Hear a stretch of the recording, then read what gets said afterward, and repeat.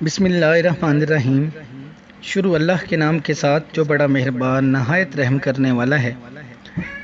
ناظرین، سلسلہ سوال و جواب قرآن و حدیث کی روشنی میں آج ایک نئی ویڈیو کے ساتھ حاضر ہیں۔ تو ناظرین، آج کا پہلا سوال یہ ہے کہ انسان میں کون سی خوبیاں ہوں تو اسے ہر غم سے نجات حاصل ہوگی۔ اس کا جواب حدیث کی روشنی میں یہ ہے کہ رسول اللہ صلی اللہ علیہ وسلم نے فرمایا کہ 4 خوبیاں اگر تم میں ہوں تو ساری دنیا بھی چھوٹ جائے تو کوئی غم نہیں۔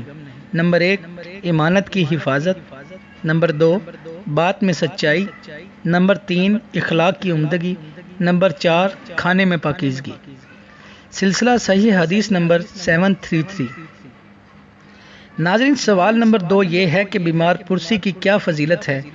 تو اس کا جواب حدیث کی روشنی میں یہ ہے کہ رسول اللہ صلی اللہ علیہ وسلم نے فرمایا کہ جو شخص کسی مریض کی عیادت کرتا ہے وہ واپس آنے تک مسلسل جنت کے باغات میں رہتا ہے۔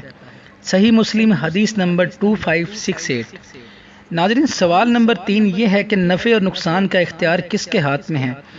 اس کا جواب قرآن کریم کی روشنی میں یہ ہے، اگر اللہ تعالیٰ آپ کو کوئی نقصان پہنچائے تو اس کو سوا کوئی دور کرنے والا نہیں ہے، اور اگر وہ آپ کو کوئی بھلائی پہنچائے تو وہی ہر چیز پر پوری قدرت رکھنے والا ہے۔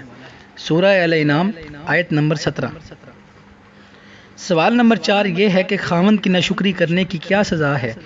تو اس کا جواب حدیث کی روشنی میں یہ ہے کہ رسول اللہ صلی اللہ علیہ وسلم نے فرمایا، میں نے دوزخ دیکھی تو وہاں اکثر عورتیں تھیں کیونکہ وہ کفر کرتی تھیں۔ لوگوں نے کہا، اللہ کے رسول، وہ اللہ کے ساتھ کفر کرتی تھیں؟ آپ صلی اللہ علیہ وسلم نے فرمایا، نہیں، بلکہ وہ اپنے خاوند کا کفر کرتی تھیں، یعنی ناشکری کرتی تھیں اور احسان فراموش تھیں۔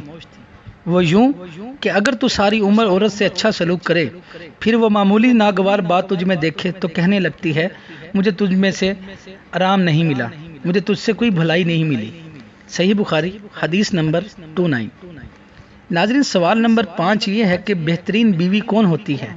اس کا جواب حدیث کی روشنی میں یہ ہے کہ رسول اللہ صلی اللہ علیہ وسلم نے فرمایا، بہترین عورت وہ ہے کہ جب تو اس کی طرف دیکھے وہ تجھے خوش کر دے، جب تو اسے حکم دے وہ تیری اطاعت کرے، اور جب تو اس سے غائب ہو تو اپنے نفس اور تیرے مال کی حفاظت کرے۔ صحیح المستدرک للحاکمہ حدیث نمبر 161۔